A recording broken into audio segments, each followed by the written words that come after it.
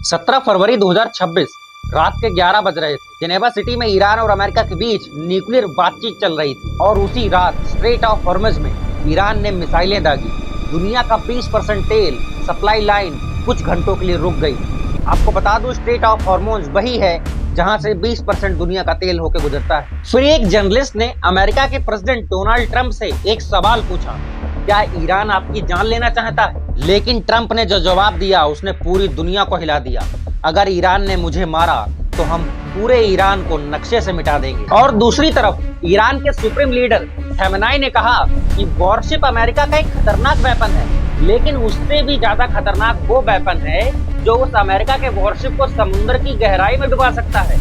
यार, ये सिर्फ एक धमकी नहीं है, ये एक काउंटडाउन है। और आज हम देखेंगे वो पूरी कहानी जो मीडिया आपको टुकड़ों में दिखा रही है। फारस की खाड़ी का मुहाना यानी स्ट्रेट ऑफ हॉर्मुज दुनिया का वो एक रास्ता जहां से हर रोज दुनिया का 20% तेल गुजरता है। इंडिया का तेल, यूरोप का तेल, चाइना का तेल, जापान का तेल, सब इसी एक रास्ते से होकर गुजरते हैं। ईरान के रेवोल्यूशनरी गार्ड IRGC ने स्ट्रेट ऑफ हॉर्मुज में लाइव मिसाइल फायर किया है। IRGC नेवी चीफ अली रेजा तंगसीरी ने एक वॉरशिप के डेक से लाइव टीवी पर कहा, अगर हमें ऑर्डर मिला तो हम स्ट्रेट ऑफ हॉर्मुज को 1 घंटे में बंद कर सकते हैं। ये सिग्नल बिल्कुल क्लियर था, हमें मत छेड़ो वरना ये रास्ता बंद हो जाएगा। और जैसे ये न्यूज आई, ब्रेंट क्रूड ऑयल प्राइस की एक ही रात में $4 पर बैरल ऊपर चली गई, क्योंकि अगर हॉर्मुज बंद हुआ तो पूरी दुनिया की इकोनॉमी को सीधा फर्क पड़ जाएगा। फरवरी 2026 में अमेरिका का USS Abraham Lincoln aircraft carrier Iran के कोस्ट से सिर्फ 700 किलोमीटर दूर है।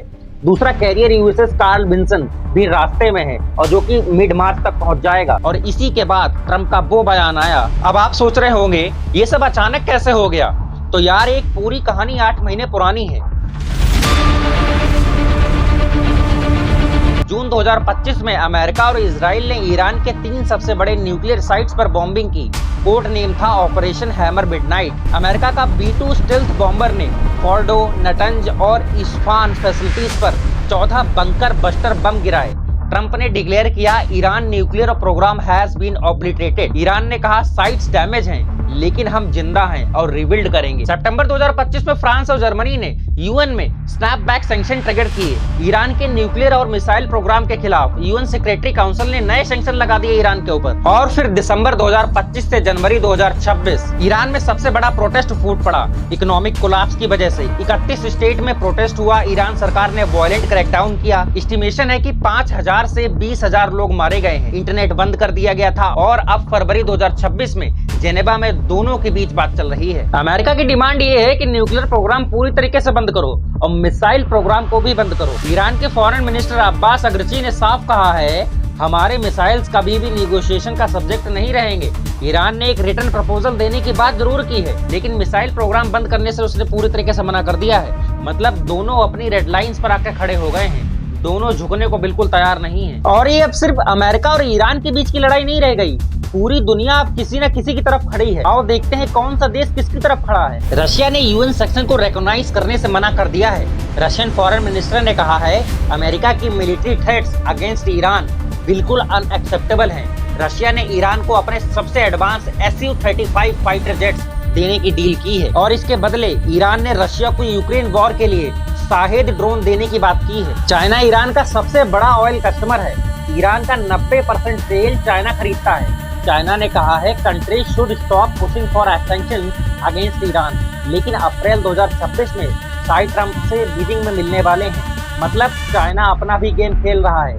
यार, इंटरेस्टिंग बात है, चाइना ने ईरान के साथ एक सीक्रेट बार्टर सिस्टम बनाया है, अमेरिका सैंक्शन जो बाईपास करता है। लेकिन जब अमेरिका ने नवंबर 2025 में एक चाइनीज शिप पकड़ी जो ईरान के लिए वेपन पार्ट्स ले जा रही थी, चाइना ने कोई रिस्पांस नहीं दिया उसको। यूके, फ्रांस और जर्मनी ने सितंबर 2025 में ईरान के खिलाफ स्नैपबैक सैंक्शन ट्रिगर किए हैं। लेकिन फ्रांस ने क्लियरली कहा है, मिलिट्री इंटरवेंशन और प्रेफर्ड ऑप्शन नहीं है। ईरान के न्यूक्लियर प्रोग्राम को रोकना जरूरी है। तुर्की एफएम हसन फिदान ने कहा है, ईरान के प्रोटेस्ट इजराइल के मोसाद ने मैनिपुलेट किए। मोसाद खुद ट्विटर पर ईरानी लोगों को रिवॉल्ट के लिए बोल रहा है। इंडिया ने UN ह्यूमन राइट्स काउंसिल में ईरान के खिलाफ प्रोटेस्ट रेजोल्यूशन पर अगेंस्ट वोट किया है। इंडिया ईरान के साथ सस्ता तेल खरीदता है। वहाँ 80 लाख इंडियन काम करते हैं और स्ट्रेट ऑफ हॉर्मुज से इंडिया का 60% क्रूड ऑयल आता है। लेकिन इंडिया अमेरिका का भी पार्टनर है। UN secretary general Antonio Guterres ने कहा है कि मैं ईरान में वायलेंस से शॉक्ड हूँ, लेकिन यूएन कुछ नहीं कर सकता क्योंकि रशिया और चाइना सिक्योरिटी काउंसिल में वीटो पावर रखते हैं। अब ग्राउंड रियलिटी देखते हैं। पिछले 7 दिनों में क्या हुआ है। ट्रंप के ऑर्डर पर मिडिल ईस्ट में 50 से ज्यादा फाइटर जेट्स डिप्लॉय हो चुके हैं, इंक्लूडिंग F-16 और B-52 strategic bomber. Top US national security adviser White House में बैठ चुके हैं। ईरान, रशिया और चाइना की नेवीज ने maritime security belt 2026 naval exercise announce की है डायरेक्टली स्ट्रेट ऑफ हॉर्मुज में। ये अमेरिका को एक बड़ा संकेत है। ईरान के सैटेलाइट इमेजरी से पता चला है इस्फहान न्यूक्लियर कॉम्प्लेक्स के अंडरग्राउंड टनल्स के एंट्रेंस पर मैसिव मिट्टी के ढेर लगा दिए गए हैं फ्यूचर स्ट्राइक से बचने के लिए।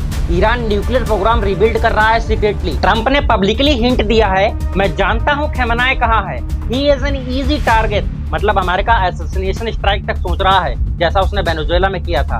और बीपीजीडी वेंस ने पार्लियामेंट को साफ बता दिया है, ईरान ने हमारी रेड लाइंस एक्सेप्ट नहीं की हैं, अब सब ऑप्शन टेबल पर है। मतलब जब भी कभी कहा जाता है डिप्लोमेसी की भाषा में सारे ऑप्शन टेबल पर हैं, इसका मतलब ये है कि अब वॉर हो सकती है। जनवरी 2026 में अमेरिका ने एक ईरानी शिप बेला 1 रोक लिया यूके की मदद से। शिप पर ईरान के लिए वेपन्स थे। ईरान ने कोई जवाब नहीं दिया, लेकिन अंदर ही अंदर आग भड़क गई। अब सुनिए, ईरान और अमेरिका की जंग से आपकी जेब पर क्या असर पड़ेगा। इंडिया का 60% क्रूड ऑयल स्ट्रेट ऑफ हॉर्मज से आता है। अगर हॉर्मज बंद हुआ तो पेट्रोल की कीमत इंटरनेशनल प्राइस $20 से $30 पर बैरल तक बढ़ सकता है, वो भी रातों रात। पेट्रोल और डीजल की कीमतें, रोजमर्रा की चीजें, सब्जियां, दाल, ट्रांसपोर्ट सब महंगे हो जाएंगे। इन्फ्लेशन ऑलरेडी बहुत ज्यादा है और भी बढ़ सकता है। इंडिया के 80 लाख से ज्यादा लोग मिडिल ईस्ट में काम करते हैं। Saudi Arabia, UAE, Kuwait, Bahrain, Qatar में हर जगह हैं। अगर वॉर होती है तो उनकी सेफ्टी का एक बड़ा सवाल होता है। इंडिया ईरान से सस्ता तेल खरीदता है। सैंक्शन के बावजूद इंडिया अमेरिका का भी पार्टनर है, S-400 ट्रेड डील है, सब कुछ है।